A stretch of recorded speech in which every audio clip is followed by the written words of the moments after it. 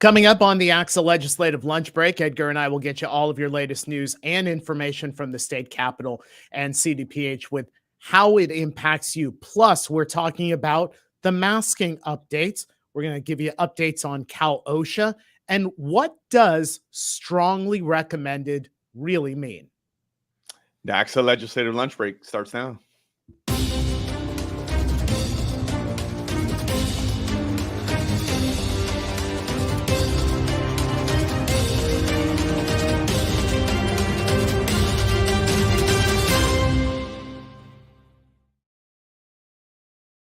And we welcome you on a Wednesday to the ACSA Legislative Lunch Break, along with Edgar Zazwat, ACSA Senior Director of Policy and Governmental Relations. I'm Naj Alakan, ACSA Senior Director of Marketing and Communications. Welcome. I almost forgot my title there. So happy to have you with us. Go ahead and jump onto our chat. Say hello. Let us know where you're watching from today. First person on the chat. This is how much Sheldon Smith apparently either likes us or wanted to get out of whatever meeting he had. He was commenting on the chat, Edgar, 8 minutes before the broadcast. So Sheldon, thank you for being here early today. How are you? He knew that would get a shout out. So, maybe that's the goal there. Maybe that's key to get there first. Exactly right. Molly and Shannon O'Brien mean us. So good to see you. Philip, Ron Williams is with us today. Mark Campbell, so good to have all of you guys here. We've got a member of the F3 law team to answer so many of your questions today related to Cal OSHA, related to vaccinated versus unvaccinated and masking, and what strongly recommended truly means. Edgar, a couple of news headlines. And again, go ahead and jump into the chat. Let us know where you're watching from. Get your questions ready. Of course, Edgar, we had the big announcement on Monday. We're 2 days out from that big announcement. Give me your reflections from these past couple of days.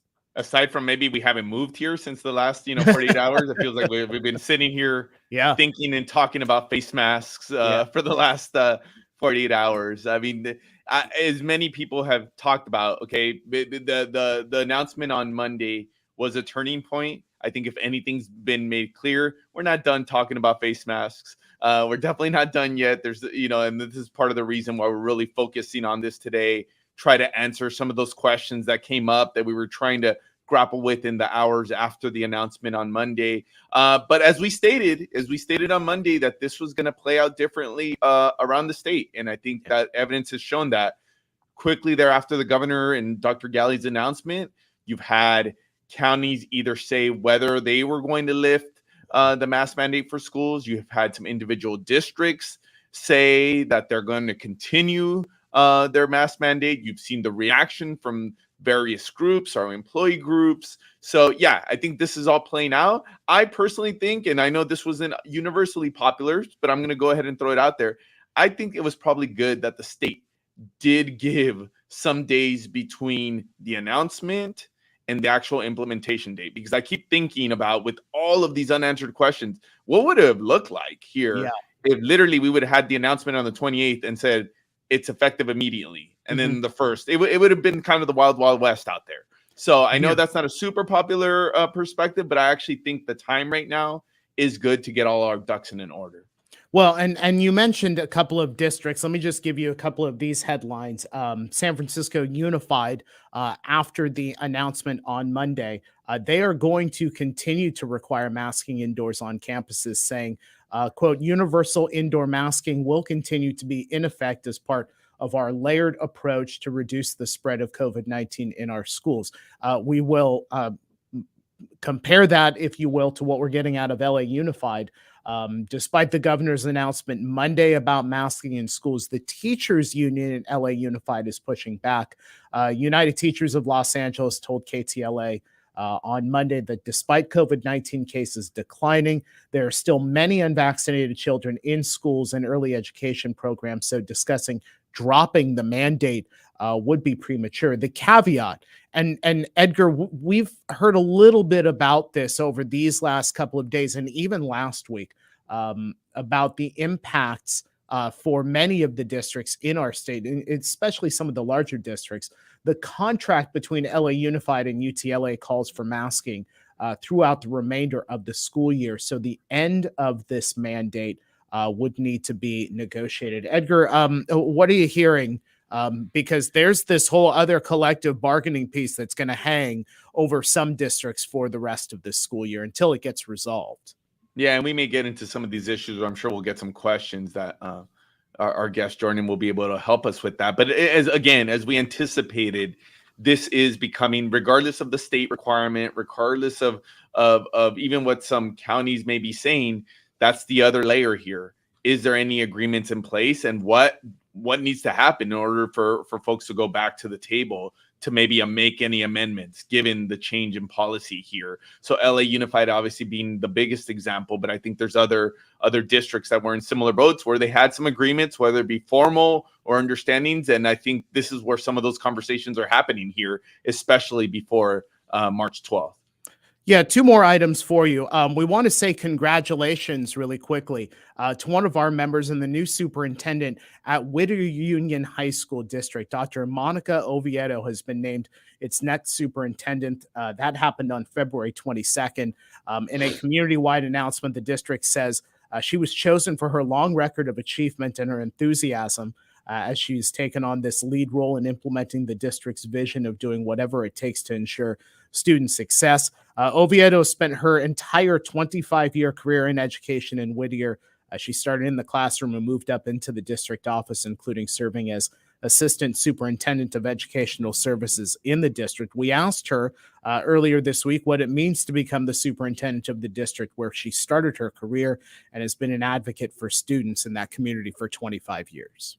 My entire career being in Whittier, it's definitely the pinnacle, and it's a place where I absolutely love. Professionally, I've only been in Whittier as a public school educator, and I also was born and raised and still live in Whittier now. So it was a wonderful when I got that phone call, and to be able to share that with my family, who has been so supportive, was great.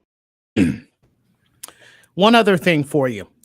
Do want to share this on the ACSA Resource Hub, content.acsa.org. Our colleagues over the San Diego County Office of Education, they've provided a valuable resource called Resources for Educators, Families, to discuss the events in Ukraine with students. If you want to take a look at that very valuable resource, timely, of course, go ahead and jump onto our ACSA Resource Hub after the show, content.acsa.org.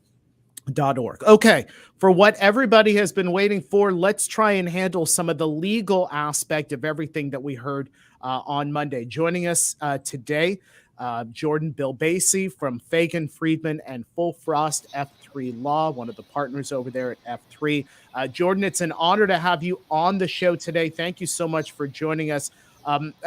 We often look for clarity when a specific statement or wording is being used, because perhaps there's something that's being said without it's actually being said. So let's go right to this strong recommendation that we're hearing. Does the strong recommendation to masking apply to the LEAs? What about volunteers, perhaps parents that are coming to schools, if they are even allowed to volunteer in schools? What do we get out of strongly recommended? Well, first of all, thanks for having me here. And I know you were stressed about getting my last name right. You nailed it. Oh, so good. Job well done. We're all three of us here on this call, on the show are familiar with getting our names butchered. So yes. I think that's the one thing we all have in common here. Yeah, I'm past it by now. But good job. So I think what the CDPH here has done has been largely what it's done for the past 2 years for us. It's given us language that's not easy to interpret. Their guidelines now, and as they have been for the last 2 years in large part, are recommendations. They're guidelines. So what is the strong recommendation now? Well, you look at it and it does say it applies to all persons at schools. So would it apply to volunteers? I suppose so. But what does it mean?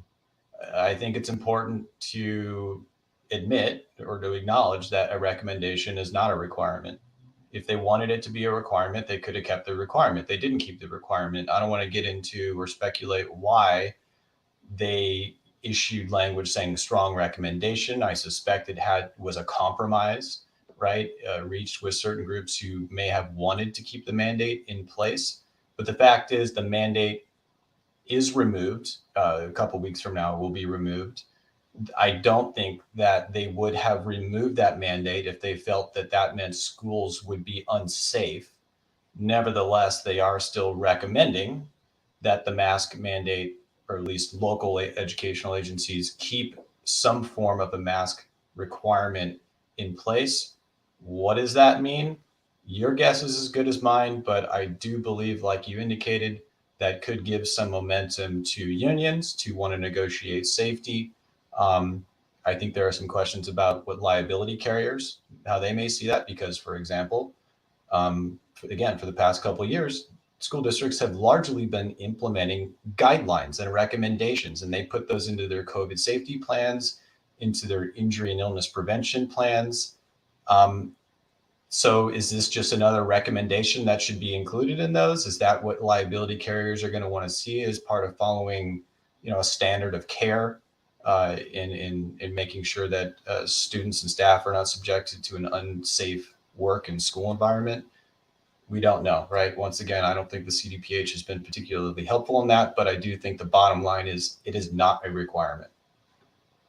Jordan, if I had to summarize the questions we were getting here since Monday, I would say the majority of them had to do with Cal OSHA, or how the announcement impacted employees. And I know we have a little bit of news there, so maybe you could help us clarify that. And then additionally, probably the other bucket that we've been getting a lot of is, how does the actions on Monday impact the employee vaccinator test requirement that we already had in place here at the state? So maybe you could help us clarify what we know on some of these fronts.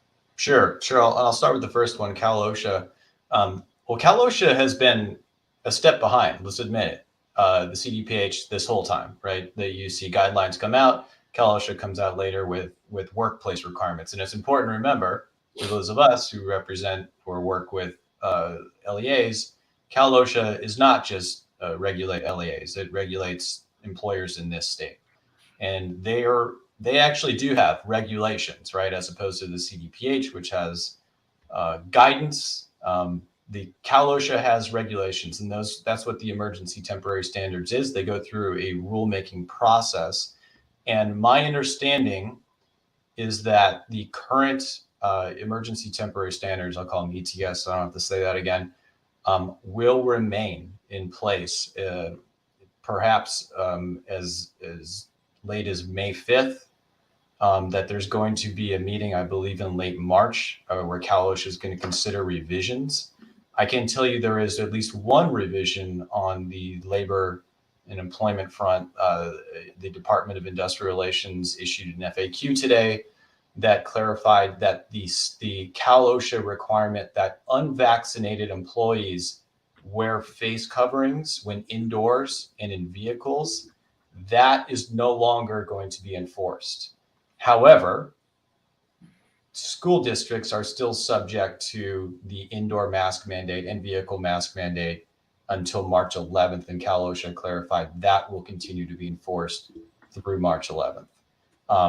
Also important to note, I don't know if I'm skipping into another lane here, but there are requirements in relation to quarantine and isolation with employees. And for students, remember, those are more recommendations, but school districts are treating those as requirements, I think. But a lot of those quarantine and isolation requirements are dependent upon whether an individual was wearing a mask. My understanding is those have not changed. And if you think about it, take a step back in light of the strong recommendation, that may make some sense, that they're essentially saying, well, you want to be subject to a more or less restrictive quarantine or isolation requirement, you should follow that recommendation, right? So that may be something for districts to take into account and when they decide how they want to proceed. To the next topic that you mentioned there, what is going to happen with the test? Vaccinator or test requirement, however you want to call it. My understanding is there has been no change to that. I'm not aware of any change. Maybe this will be dated soon, but I think it's it's different, right? I understand it's kind of been lumped together by some groups who strongly oppose these, but it is different. And this requirement for employees, at least, has been in place since, well, it was issued in August. It went into place in October. School districts have been living with this for the entire school year. There are some holdouts. I know this. I deal with employees who vehemently refuse to comply with that. But for the most part, I think it's been a fairly smooth ride, right? It hasn't been that crazy. Given that the state announced late last year that they were going to proceed with a different kind of vaccination requirement that would apply to students and staff next year, I don't foresee that they're going to let go of the vaccinator test requirement. I think that's also, again, if we're talking about safety measures designed to prevent the spread of COVID in workplaces and schools, vaccination and testing are still probably the number one most effective protocols, right? Whereas masking, while effective, is not quite on that level. So I don't see that changing. Perhaps it will. I think maybe the bigger question, and this probably goes beyond what a lawyer should be talking about, is whether they're going to continue with the student vaccination requirement. I think it just, in my mind, that was announced before, or really it was announced during the Delta variant. Since then, school districts have survived, right? Now, that's been a bumpier road, but still they've survived with Delta. They've survived with Omicron.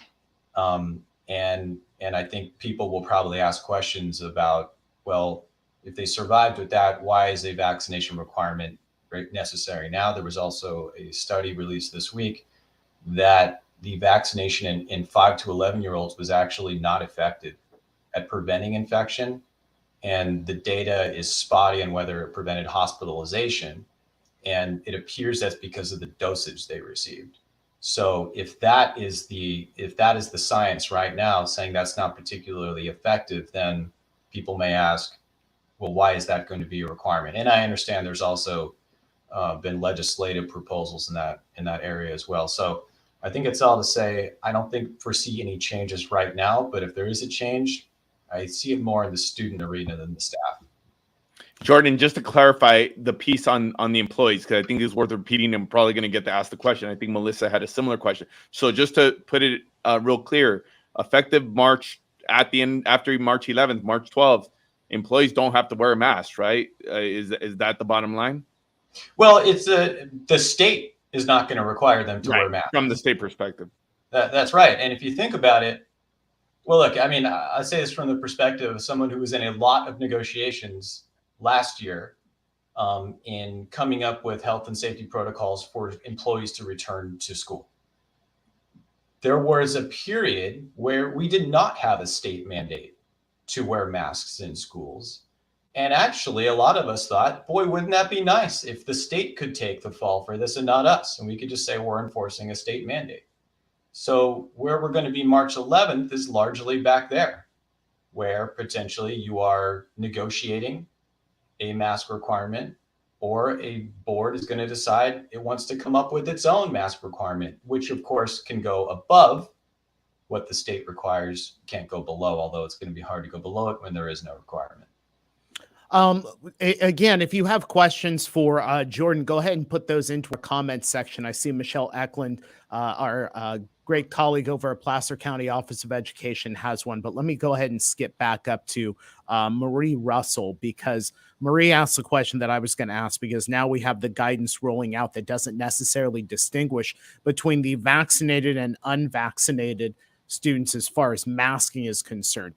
Students, adults, all of that. I'm going to ask you to bring out your crystal ball here, Jordan, for a moment. Do you foresee the state's isolation and quarantine rules changing based on whether individuals are masked? Oh, this is getting to be like a game show now. I'm going to have to guess. If you asked me to put $10 on it right now, I'd say no, it's not going to change because of that strong recommendation. I think it still makes sense because the quarantine and isolation recommendations, they just make it more generous, or they make it easier to stay in school or at work if you're around someone or if you're wearing a mask. And so in a sense, it's encouraging people to wear a mask, but it's not saying you have to, because if you don't, then there's, it goes to a different path on the tree. So I do not see that changing. However, I don't want to guess. And especially if community transmission rates continue to improve, maybe there will be more of an appetite for alleviating those to make sure there are fewer disruptions in school. And I'll add to that, just to what Jordan said. I think the piece that he brought up initially, I think, is a good reminder that at the end of the day, what's been made very clear from the state, those guidance, I know that folks are, because so much of our work has been driven by those CDPH guidelines, but it's guidance, they're recommendations, right? And the state has made that clear. And I agree with Jordan's kind of political assessment, and this is consistent with some conversations we've had with the administration, that right now there's not, I would say that this could change, but I don't know that it's in the works to make drastic changes to the CDPH guidance. They had, yes, there is pieces about the modified quarantine, and some of this would rely on folks being masked. But again, as some of this is changing, even as they were moving to this whole group contact tracing, they were already getting away from some of those pieces. So at the end of the day, those were guidelines. Now, the big caveat is we have to wait to see what your own local public county health officer may require. Yeah. Jordan, I'm kind of on the same token. Another question we've been getting about the different layers of just not education, but public sector. We've been asked about where do the rules apply in terms of from a federal, state, local level. Obviously, we've said the distinction about the locals. I saw a question about schools on federal property. Does this apply to Head Start programs? What general advice could you give on a series of questions we've been getting on this front? Well, the most general advice I can give you is that a federal requirement is always going to supersede a state or a local one. So that's going to be the first place to look. If there is a federal requirement, I do know from experience there is a federal vaccination or test requirement for Head Start employees. It's very similar to the current CDPH requirement for school staff. And essentially saying the exemptions need to be permitted, but the exemption is to test, right, instead of being vaccinated. So that does apply. But in terms of what districts need to follow, I think you also mentioned a good one there, which is you need to follow what your local rules are too. Your county health office, the county health department could have a stricter requirement than the state. We see that, for example, in Los Angeles County. A city could have a stricter requirement. So there's a whole host of authorities that districts need to be aware of. And again, just even saying that reminds me of where we were a couple of years ago, where I don't think any of us have even ever thought about county health departments. And all of a sudden here they are issuing directives that were updated on, at least I'm in San Diego County, they were updated almost every week. Since that time, at least, and again, I'm going to speak just from San Diego County here. I think those local departments have largely taken a step back and deferred to the state. So I don't know if they're going to try to fill the role they had before. I think a lot of them felt pretty burned from that experience and may not want to step back into the fire, but who knows? But just advice is, you need to make sure not to get in the mindset of thinking just because the state removes its requirement that you're not subject to the same requirement from some other means. And I should say, as a labor negotiator, that could be an MOU that you negotiated this year. If you have an MOU that says that staff have to wear masks or students have to wear masks, the state removing their own requirement does not change that. Hey, Jordan, the last question that I asked you, and I'm going to test your betting abilities again, because you only put $10 on that last question that I asked you. So let's see if you up the ante on this one. Will that August 2021 masking letter be amended or withdrawn? What does your crystal ball say? Well, I'll put more money on this one. Okay. Yeah, we're going to put the house on this one. I know which bets to go low and which ones to go big on. that letter was based on the mandate that was in place at that time. It was sent in a response to districts that were publicly floating non-compliance or not considering exclusion as an option. That letter, I do not know if it will, I'm not going to bet if it's going to be amended, but I'm going to say right now that that letter is now outdated. It does not apply. Once the mask mandate from the state is removed on March 11th, and it then becomes a strong recommendation, this idea that school districts then need to enforce that mandate no longer makes sense, and it no longer applies. So I would hope they would issue something new. But again, that letter was largely, I think, in response to some districts saying they were not going to comply, or their enforcement of it was really not going to achieve compliance.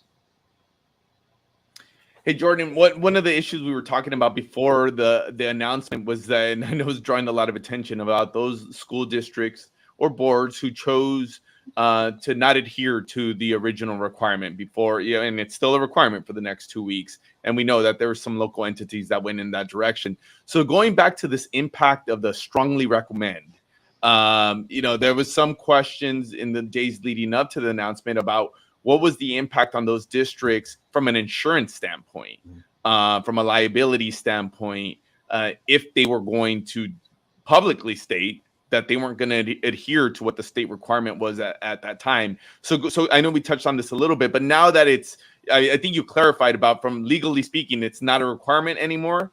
What do you think it means since we have this recommendation language on the liability side as it pertains to insurance? I mean, what's your take there?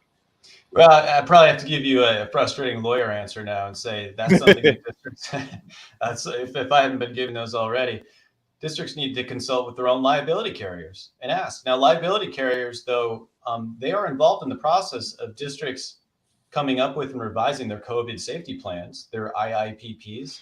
And so those are going to need to be at least looked at, if not revised now, to if there's going to be a change in how a local district treats its own current mask requirement. And I think it's a good idea to run it by a liability carrier and make sure that if there is, for example, someone contracts COVID at school or at their workplace, that it's going to be covered even if the district is now removing their former mask requirement. So I don't want to guess how liability carriers are going to treat that. I think they tend to be pretty cautious on how they spend their money. But again, I would go back to looking at how a lot of these safety plans already incorporate what are CDPH guidelines and recommendations. And is a liability carrier going to say, well, your standard of care that we want you to follow is going to be to follow this strong recommendation as well? I don't want to guess on that, but I would have to imagine they would seriously consider it. Hey, Jordan, final question for you. For those of you who don't know, F3 law, the 3 F stand for Fagan, Friedman, Fullfrost. It's just the three of us talking, Jordan. Nobody else is here. You want to tell us which one of the 3 Fs is your favorite? Oh, well, that's easy. It's going to be Fagan. Oh, it's going to be Peter Fagan. I'm going to answer the question. It's going to be Peter Fagan. He hired me. He trained me. It's him. There you go. All right, yeah. We'll put it down. Jordan's favorite F is Fagan. Jordan Bilbeisi, partner over at F3 Law. Jordan, it's been great to have you here on the show. Thank you so much. Thanks for having me. Appreciate it. Hey, Edgar, let me ask you a question that I just want to make sure I get some clarity in your viewpoint on this. What do we think will happen with vaccine proposals or requirements at the end? Yeah, I think Jordan actually did a nice job of answering it by saying that it's kind of 2 separate things, right? It's 2 separate things. I know it's being lumped in together because of the masking requirement. I think from a technical standpoint that, that's a process all in its own. Just to reset the context, there's 2 tracks right now that are still moving as of today to create a student and potentially an employee vaccine requirement. It's one, what the governor announced that he intended to do through regulatory process. We haven't heard any change there. So they're still technically going through that process. If there's any hang up, it's the FDA process. And I saw some discussion on the chats about, whether the FDA will give full authorization to the respective age groups, because that is one of the variables that the state's taken into account using the regulatory authority. Then there's also the legislation that's moving through the process. Dr. Pan has introduced a bill that is not dependent at this time on FDA approval. This is very much a political question. Yeah. And I think it's going to depend on also what the trajectory of the pandemic is. I think if things look relatively, and I hate using this word, and I think people call us out on, because I don't know if we're ever going to go back to normal, but if things are seeing a little bit more like business like usual, I think politically it's going to become a tougher vote for some members of the legislature, at least if we're talking about that political legal process.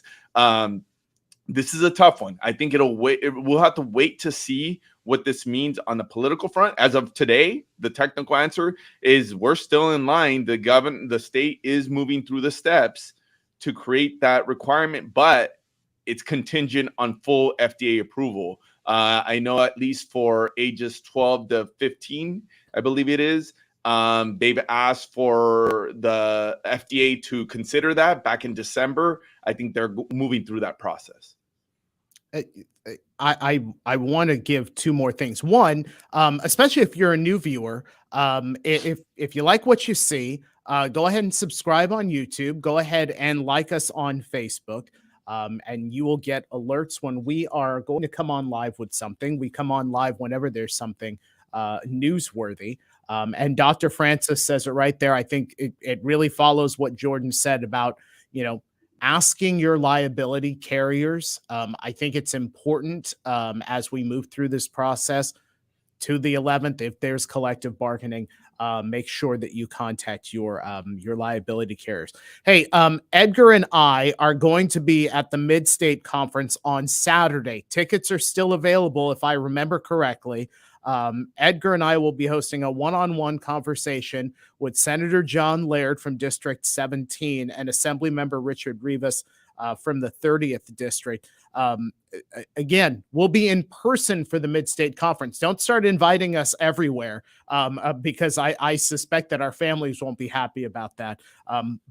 But hey, we'll be at Mid-State. Hey, I gotta appreciate you hyping your own appearance there, though. That I know you give a lot of other shout outs, but you giving a plug to your own appearance, I can respect that there. Listen, I put you before I put me in that, so let's just make sure that we qualify that you were there before I was, and that's grammatically correct. And also, Edgar celebrating his 21st birthday on Sunday, right? Sunday or Monday, right? Sometime next week. It's Monday.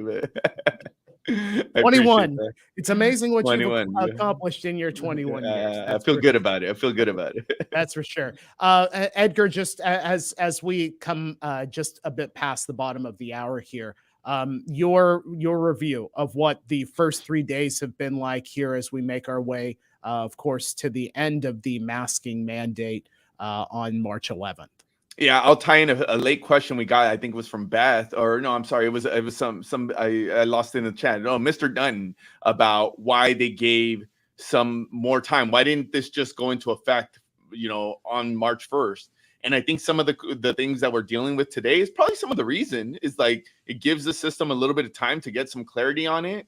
Also, it was a state, whether we agree or disagree, or folks, it really doesn't matter. Like one of their stated intents was that they also give local communities that space to consider if they're going to have a standard stricter than the state. So in other words, even though there's no longer a state requirement, as we're seeing, there's a lot of communities who are choosing to keep that in place. So I think with all that said, I think there's going to be more of these questions. I know us and some of our statewide partners have a number of clarifying pieces into the governor's office, into CDPH.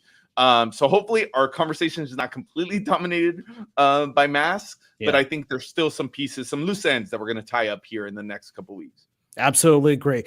Folks, thank you so much for joining us here on the live and interactive ACSA Legislative Lunch Break. We are back next week, 1 p.m. here on ACSA Facebook and ACSA YouTube. Have a great rest of the week, and we'll see you next time.